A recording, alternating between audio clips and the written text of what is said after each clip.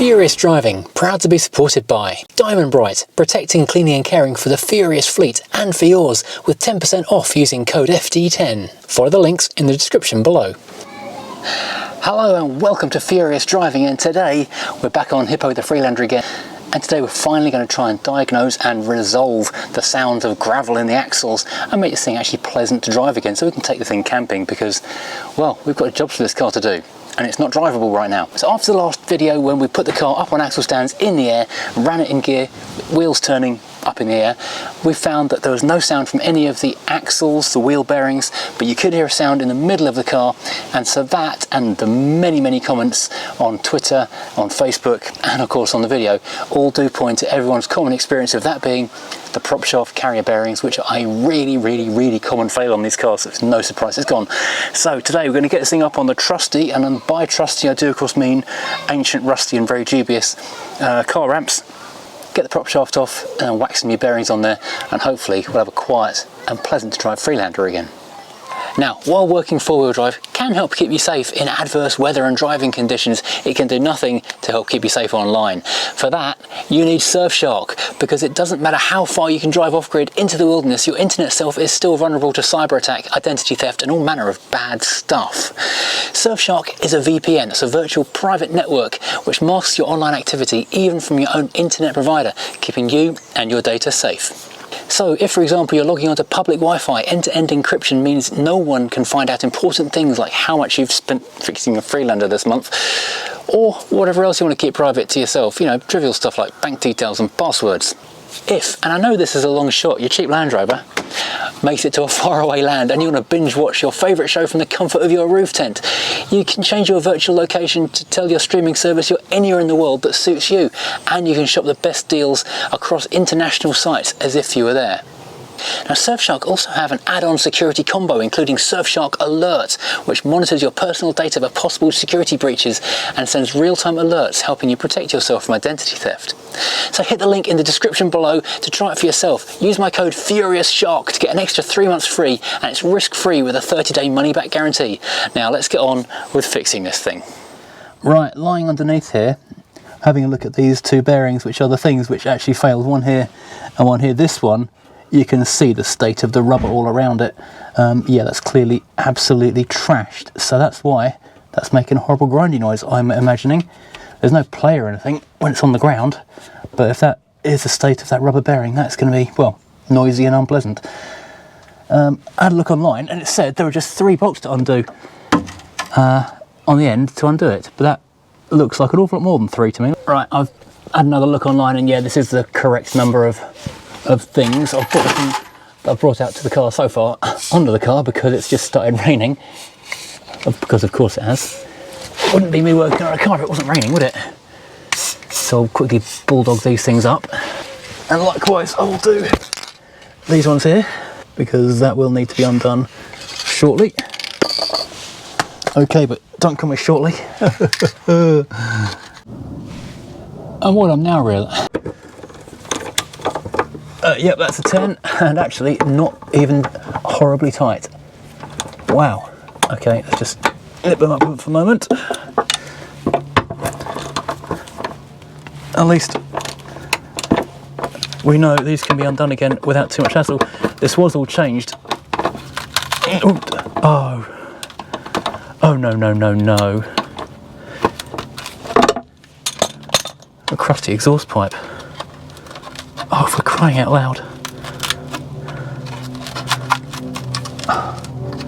It never rains, but it pours with this car, does it?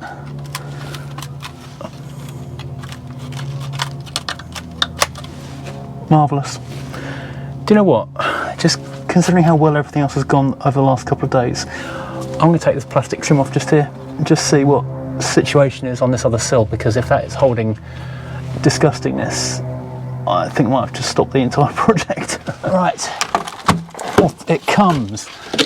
What horrors are underneath this thing? Oh, apart from some mud. Mud in my eyes, for one thing. Up my sleeves for another.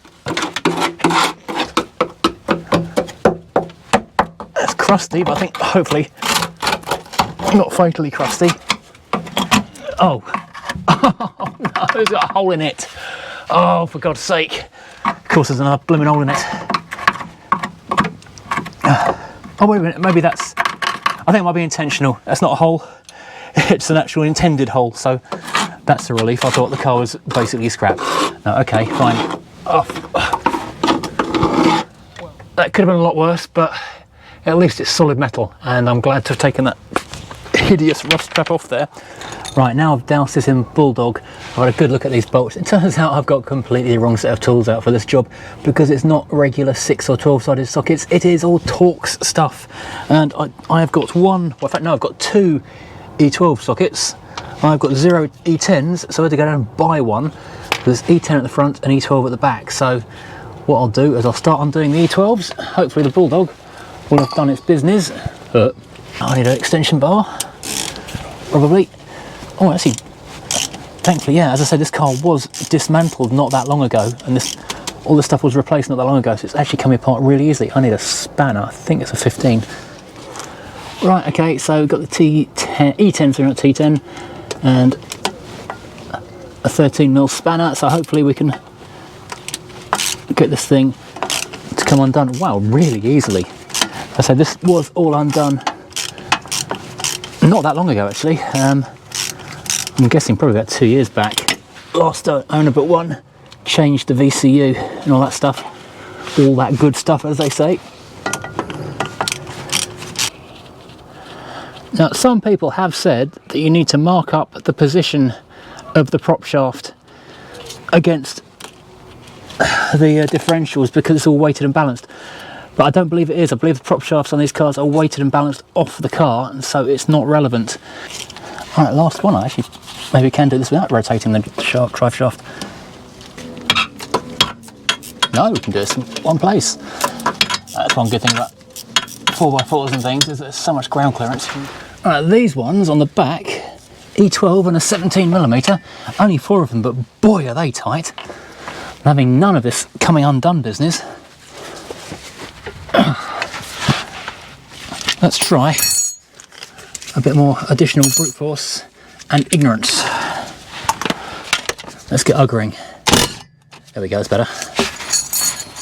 That I can get on board with.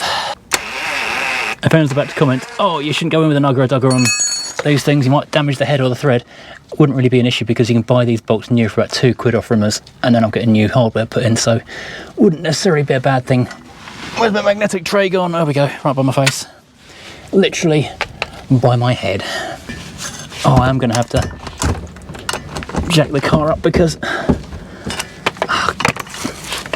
I need to rotate the wheels, aren't I? I actually managed to rotate the drive shaft by the fairly simple expedient of just backing the car off the ramps, moving the ramps forward about 50 centimetres and then driving back on again. And what do you know? We've rotated the drive shaft enough to get these couplings out. I'm some kind of boy genius, except I now can't reach the tools. Genius fail.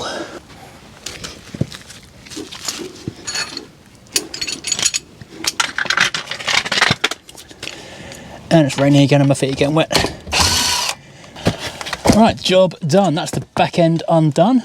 Huzzah! Now, just to go and do the 13 and the E10 up at the front. So, those two should come out when this front of the prop shaft frees off, because those are all undone. Just undo these 4 10mm bolts and the whole thing should lower down. I say lower down, it's going to crash down on my face. I need not to be here. Right, 10mm sockets. And maybe put a jack underneath there to take the weight. That'd be a good idea, wouldn't it? Literally, as I said, I'll get a jack to take the weight. I shook this end of the prop shaft as I was hitting the off-camera button on with my other hand, and it's just shook loose. So that is nice and easily free, which is good, I guess. Right, let's get this thing undone and hope it doesn't kill us. By us, I mean me, because I'm the only one underneath the damn thing. I've no idea how heavy this thing is, but I suspect quite weighty. Oh God, that's really long. I'm glad I did go and get the electric thing. Right, it's the other side.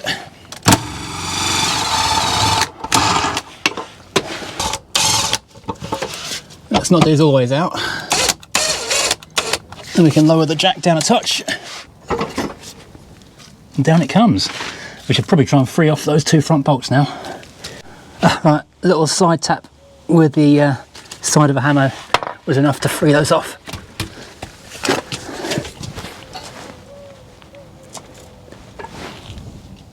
Oh, okay, I think I might have reached the end of my threads here, mightn't I?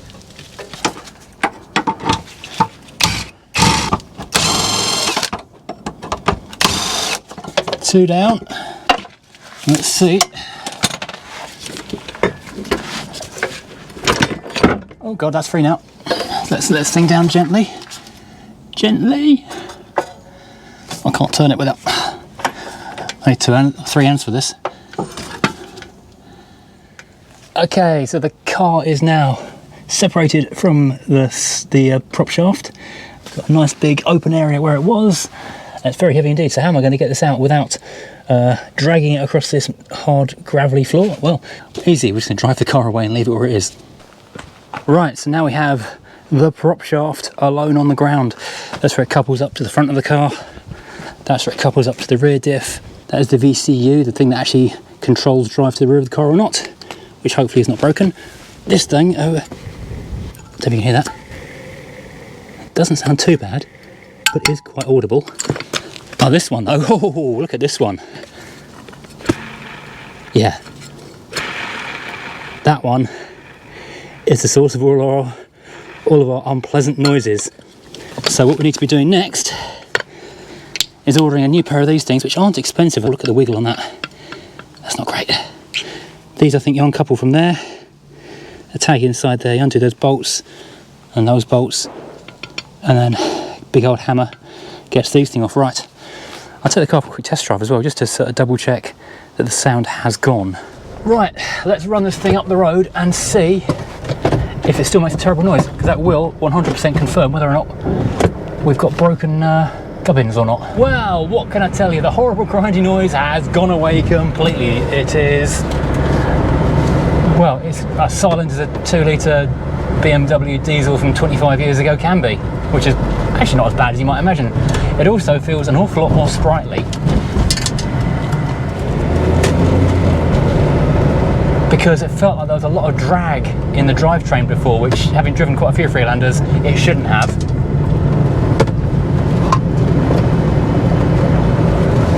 And yeah, no noise, no drag, feels more energetic. I mean,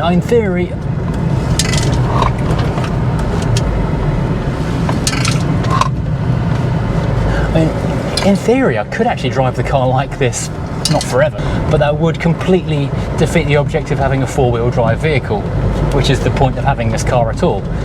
So I will, tomorrow, I'll get on to my local parts people and I'll get a set of those bearings ordered up, and hopefully it's not too big a job to actually get those things changed over. I mean, I've had a look at a couple of the how-to guides and they say you can do it in a couple of hours if you've got a big enough hammer. Let's hope we've got a big enough hammer. God, the car feels so light without the drag of that grinding bearing. I do hope the VCU isn't shot as well. That would be annoying.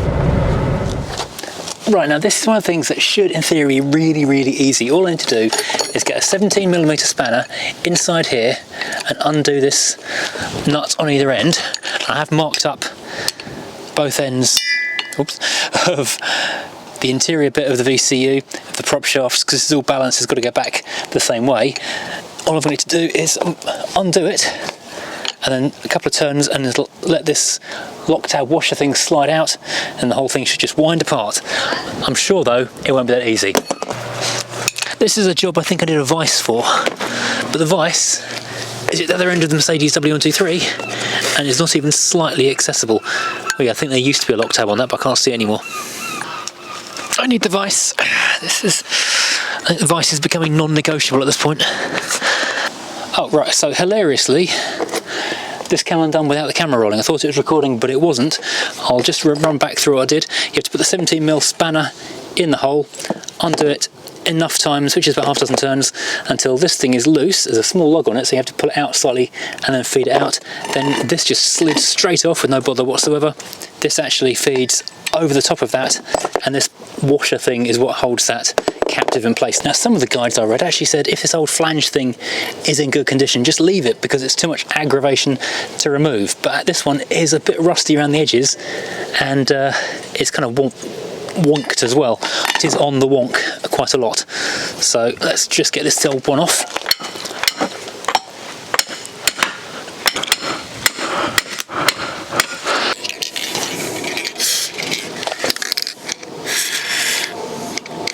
Come on, Bulldog, do your thing. Meanwhile, while that soaks in there, let's have a quick look at this one, which has not got the lock tab washer on there anymore.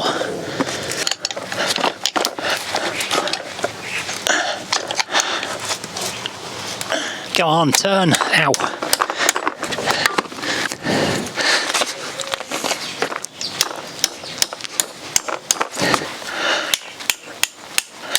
There we go, that appears now to be turning. Hooray! So now you can actually see how this comes apart, unlike last time. So this now undoes.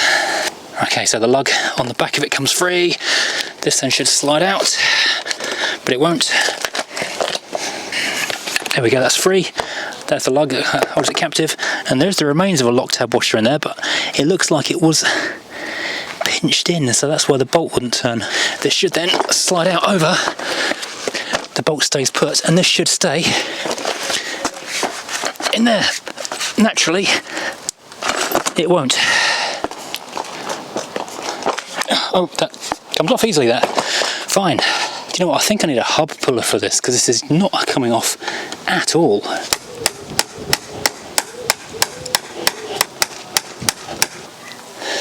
Right, so that's finally off. And all it took was extreme violence, a big hammer, and more extreme violence.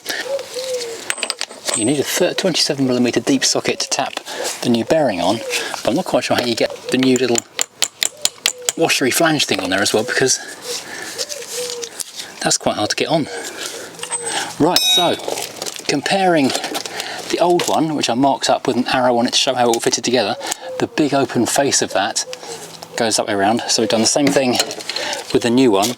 27mm deep socket sits over the splines of the shaft on the inner ring of the ball race, so we can tap it on there, go in there and give a little squirt of Bulldog just to ease it on a little bit. There we go. Wow, easy. And listen to this. Silent. Amazing. How good is that?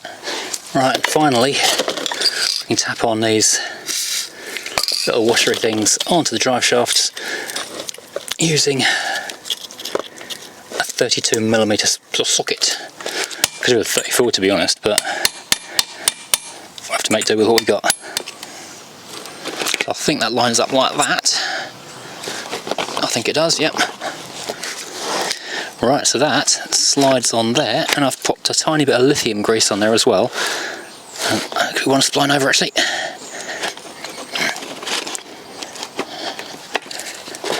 I think we're lined up there. Then we get our little tag thing, which I've now lost. This drops in here, and then we just tighten it up, which could take a little while. It's one of those jobs, it's not difficult, just very fiddly. The rear of the car is a repeat of the front of the car. Line up the lines that I drew on here previously. I'll put my hammer my lock tab flat.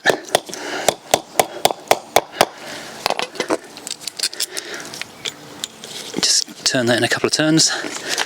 Make sure my lines are all as lined up as possible. It's basically like that. Get our locking tab in there. Just wrench it up as tight as you possibly can with your spanner. Go to FT Newton meters. You're basically done. Hammer over the lock tab, because there's more hammering in this job. Nothing but hammer, hammer, hammer. It's such a filly little thing. Kind of thing that only Land Rover could have come up with. Well, I imagine it goes without saying to say we have down tools, because it is 10 to the top, which replaced Popmaster. Did quite well in the first round. I even managed to joke him for a 4-point, making it an 8. Anyway, mugs are available on the Furious Driving Store, round 2. Right, so this is going to be literally all of the fun. Trying to get this thing up in the air and plant it in place. Yeah, this is going to be entertaining, no doubt. So stage 1. Let's get this thing up on, God that's heavy. From this angle, this is really hard to lift. Ow.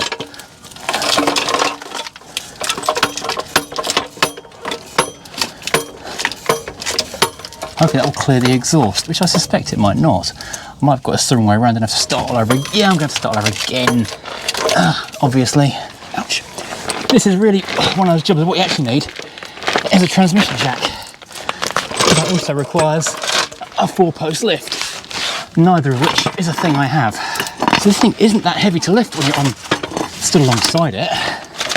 Only when you get it under the car and try and lift it sideways, but about 10-15 kilos suddenly becomes really heavy.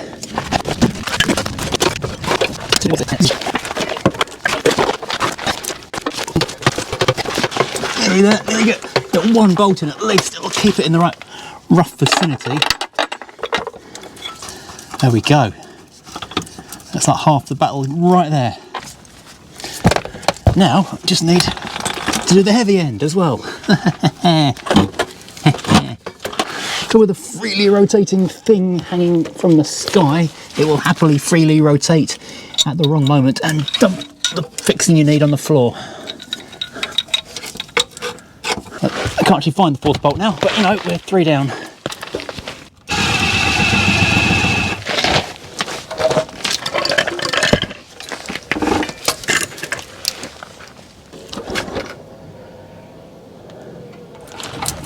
The weight of that hanging from its brackets, and I've not done it up tightly, so there's lots of play in it, so I can shuffle this thing. Oh, you.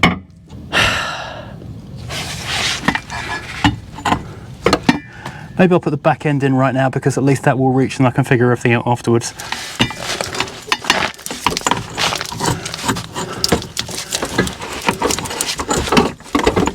Now, anyone who's not foreseeing the problem I'm already foreseeing, I'll spell out what the problem's going to be.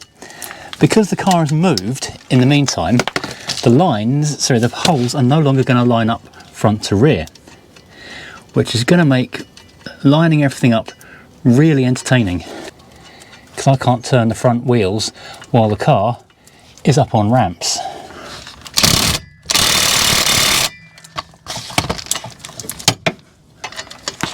That's tight on 3. I need to move the car to get to number 4, but let's have a look at getting this thing up here somehow. Okay, I'm going to have to drop this off at the front. I hope I can bench press it back into place, because there's no way I can get past that what do you call it, anti-roll bar otherwise. Okay, that's 2 down. It's now hanging on 2 bolts. I've got enough flexibility to, oh, yes, got it. Haha, right. Now the fun bit.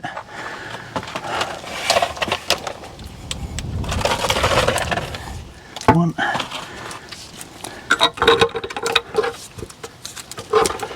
Oh, come on.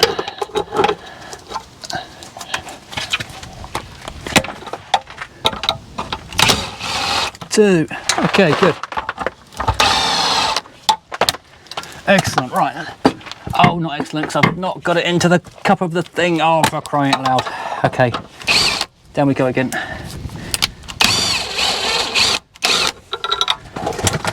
Okay.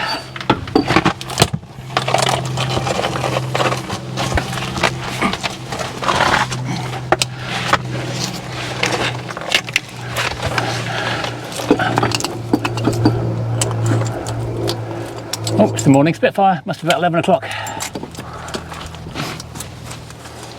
Ow! Ow, my elbow. Got a funny bone. Nah. Ow. That's not good.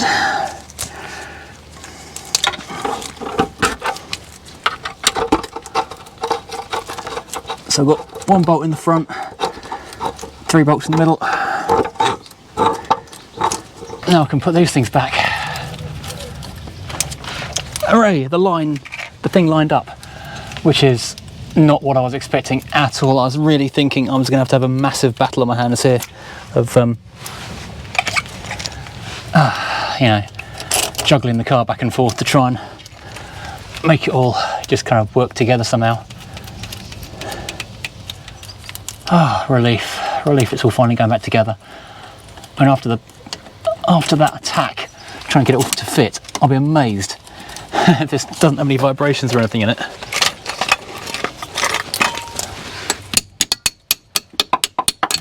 Everything to hammer.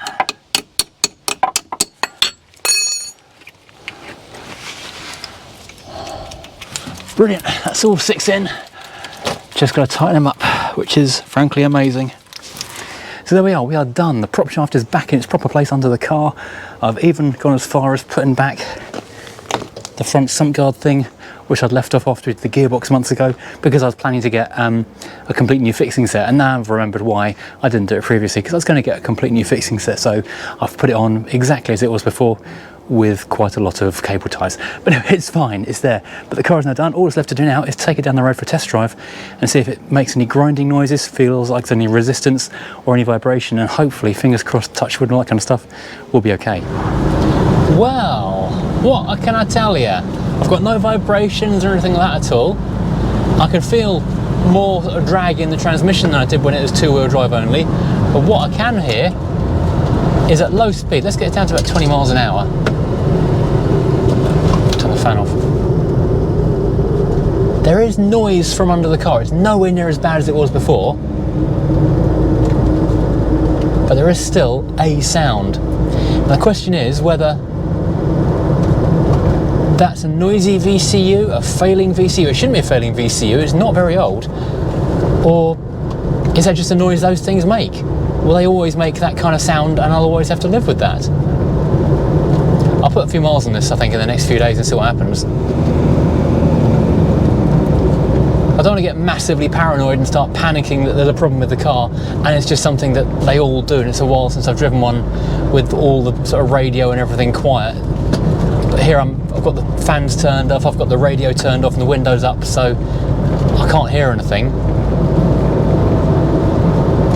It's not intrusively loud. It's a question of whether I've actually fixed this car or if it's only partially fixed. Well, it's definitely better than it was. It's definitely a big improvement, because before it sounded like the axles were full of gravel. Now it just sounds like there's a slight kind of rushing water sound from underneath the car, which I guess is what a VCU technically is. Okay, so I'm not going to call it a definite 100% fix, but it's certainly a 90% fix, as it's a heck of a lot quieter than it was before, and at least now I know how to change all of that stuff. So if I do decide after a couple 100 miles that that VCU is grindy and annoying, I can change those. And there's a company called Bell Developments or Bell Engineering, which now do VCUs for about £200, so it's not a massively expensive fix. Like at one point it was a couple of grand for a new viscous coupling, and it would just absolutely write the car off or turn it into a permanent forever two-wheel drive car because it wasn't worth doing the fix. If it is making a grindy noise, I think it's too much, I can switch it out fairly quickly and easily now. But for the meantime though, I'll give it a run, see how it goes, and fingers crossed, hope for the best and all that, it'll be fine. Sure, it's fine. If you've enjoyed, please as always hit like and subscribe. Head over to furiousdriving.co.uk where hats, mugs, all that kind of thing is available, and Furious Driving channel members and patrons get 20% off t-shirts during August. So that will do us for this video, and if you haven't subscribed already, please do already, and join us again next time when we'll be probably fixing the Freelander some more.